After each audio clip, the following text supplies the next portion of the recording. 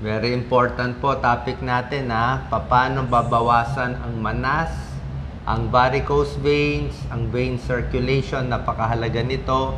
Kung meron kayong varicose o pag tumatanda, ito talaga problema natin. Kasi ang problema natin kung maraming varicose veins, minsan hindi po maganda umaabot sa pagbabara. Merong mga deep venous thrombosis yung nagbabara yung dugo sa vein, tapos pupunta sa puso. Medyo delikado yun. So, kailangan natin tong tips natin. 12 tips para sa varicose tsaka sa manas. Number 1, hindi maganda laging nakapirmi upo o laging pirmi tayo. Yan ang cause ng varicose veins. Bukod sa namamana, yung laging nakatayo, security guard, sales lady na magbavaricose. So, yung lagi rin nakaupo, kaya dapat paggalaw-galaw. Keep on moving. Yan ang turo ng mga TCBS Doc Lisa? Kailangan sasabayan nyo rin ng mahabang lakad. Pag nakaupo, ipapump nyo lagi yung paa nyo or igagalaw nyo palagi. At pag matagal namang nakatayo, dapat lumalakad din. Hindi isang posisyon lang. Okay. Number 2, bawas sa alat na kinakain. Pag mas maalat ang kinakain natin, magmamanas tayo. Ang Pilipino talaga, high salt ang diet Mga toyo, patis, dun tayo sa mga low salt alternative, di ba? Yes, pag pumunta po tayo sa grocery, tignan nyo, low salt ba, no salt added, magkakaiba po yun. Meron tayo very important tip mamaya. Number 3, ang varicose veins gusto malamig na lugar. Pag malamig, kunyari naliligo, malamig na tubig, pag nilagay mo dito sa paa mo, mas magko-constrict siya. Malamig na aircon, malamig na lugar sa Amerika, sa Canada, mas malamig, mas constricted, mas maliit ang varicose veins.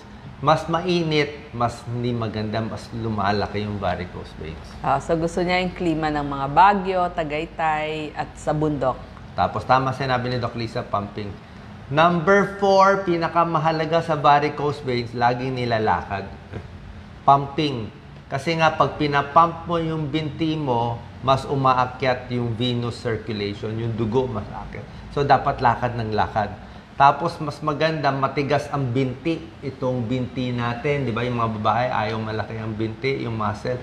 Ngayon, gusto natin malaki ang binti. Pwede kayo mga tiptoe, yung mga exercise sa paa. Mas malaki kasi ang binti natin, mas naiipit ang varicose veins, mas aakyat yung dugo. Ibig sabihin, i-develop nyo yung muscles ng inyong mga binti. Tama. Through exercise.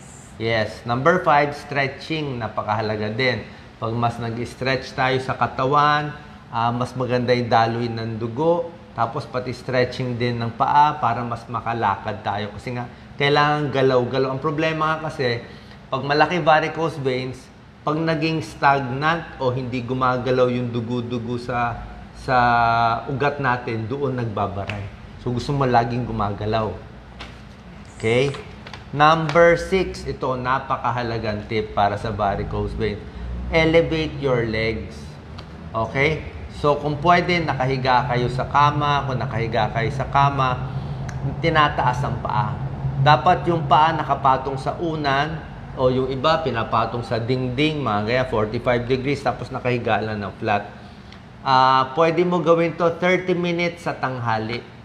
Oo, alam ko mahirap, pero kung magagawa nyo, lalo na may manas, may varicose, kung may lunch break, kung makakahiga kayo sa isang lugar, nakataas yung paa ng 45 degrees, 30 minutes lang, bababa yung dugo, bababa yung mga manas, bababa yung varicose veins, malaking tulong yung elevate yung legs. Kahit 30 minutes sa buong araw.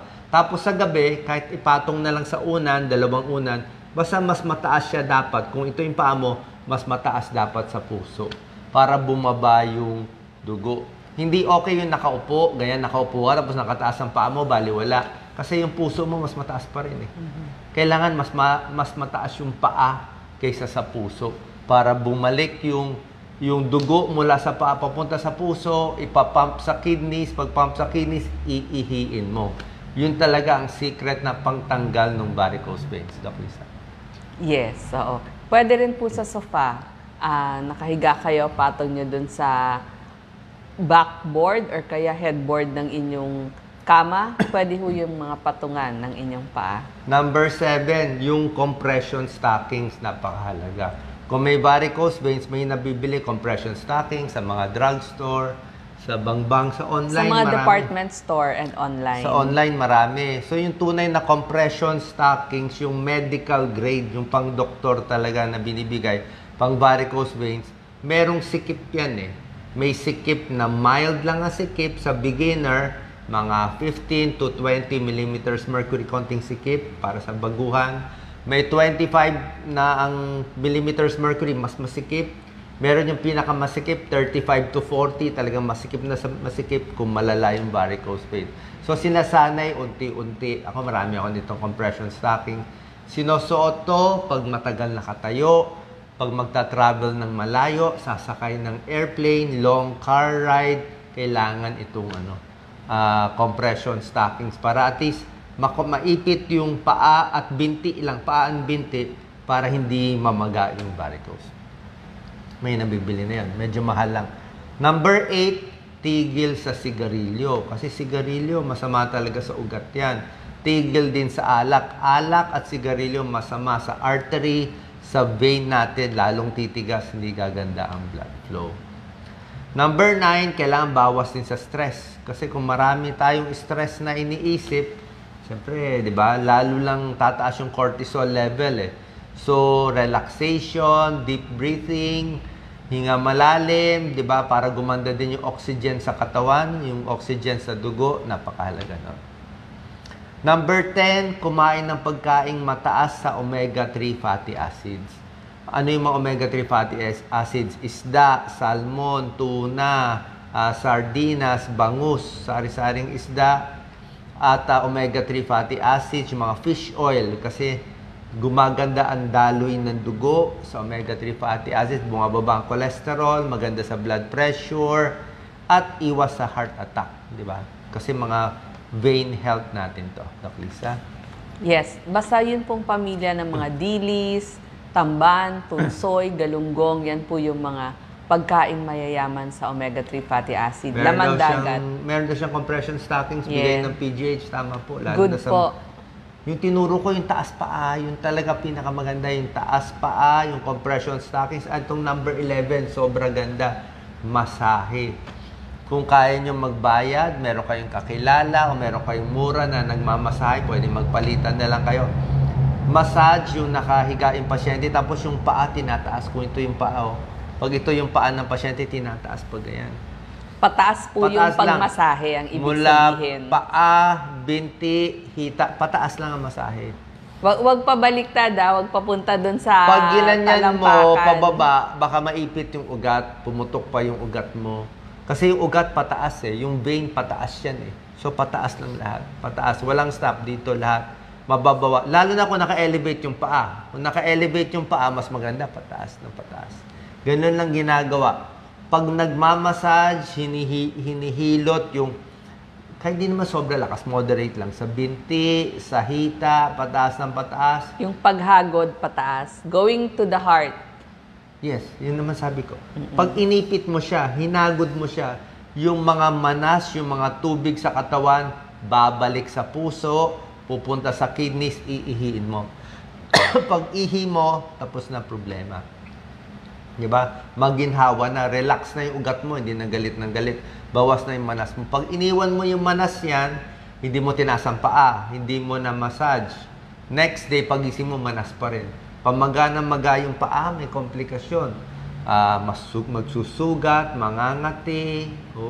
Delikado po, magbabara yung mga ugat natin. So, massage. Hindi lang artery, vein, pati yung lymphatic system. Lalakas pa immune system natin. Number 12, last, kailangan maraming tubig iinumin. Drink lots of water, 8 to 10 glasses of water. Kailangan natin tubig para may oxygen, may nutrients sa cells natin. Kailangan natin dugo. 75% na tao dehydrated Panglabas ng kidney stones, urinary tract infection, maganda sa tiyan, maganda sa pagdudumi, healthy circulation. Kailangan syempre may dugo para malinis din yung katawan. Good din for circulation. Tubig sinabi ko, hindi ko sinabi hindi ko sinabi soft drinks, o iced tea. Pwede ang lemon water or calamansi water. Doc Lisa? Or pipino water. Pwede po Pwede. lahat yon. Siyempre, kung malala na yung manas, kung may ibang cause, ang mga tinuturo ko lang yung manas na dahil madalas nakatayo. Merong manas dahil sa heart failure, dahil sa kidney failure, dahil sa liver failure, yun, papacheck tayo sa doktor. Okay? Ginagawa rin to, pero usually may gamot muna sa doktor. Paano may diferensya? Ang puso, kidney, o liver, isa doon sa tatlo. Diba? Tapos kung malaki na talaga yung varicose vein, sobrang nalaki, papacheck tayo sa doktor. Merong mga TCBS, may mga vascular surgeon. Minsan may opera, pero mas maganda pa rin ito ginagawa. Kasi pag naoperahan, usually bumabalik din ulit. Oo. Tapos yung mga cream na pinapahid sa varicose, hindi po tayo naniniwala doon. Oo. Sa tingin ko, wala talagang cream na, kasi ano yun, ugat talaga yun. Merong mga laser, kung maliit lang ang ugat. Yung pampabeauty lang, yung mga maliliit. Hindi ako gaano concerned. Hindi ako concerned sa mga spider na pangit lang tingnan. Okay lang yun. Hindi nakakamatay.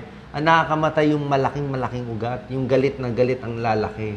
Doon baka magbuo yung dugo. Pag nanigas yung dugo, di ba? Dapat ang dugo fluid. Pag tumigas yun, aakyat sa lungs. Pag bara sa lungs, pulmonary embolism, hindi makakapump yung puso, namamatay yung pasyente. Yun ang concern ko kasi sinabi ko, galaw-galaw, exercise, taas paa.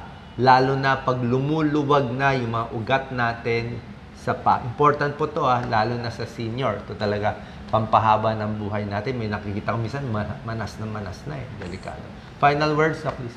Yes, lagi po tayong gagalaw, maglalakad. Sa mga Japanese study, nakita nila very important ang pag-exercise kasi yun po yung magpapalakas, magpapatigas ng muscle nyo sa binti para hindi kayo mag-varicose veins. Yung magagandang compression stockings, magkano? Medyo mahal. Medyo may kamahalan po.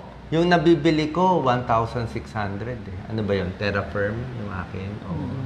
Yun yung medyo maganda kasi yung mga ibang pangit na hindi ganun kaganda, baka sandali lang, sira na, o baka mga stockings na pambabae, wala ring epekto. Pero yung mga magaganda, ang bilhin ko mga 1,600, 1,800 per piraso. Gano'ng katagal nagagamit? Siguro 3 buwan, ganun lang. Kasi lumuluwag din Pag lumuluwag na, papalitan mo na. Okay? Sana po nakatulong tong video. God bless po sa inyo.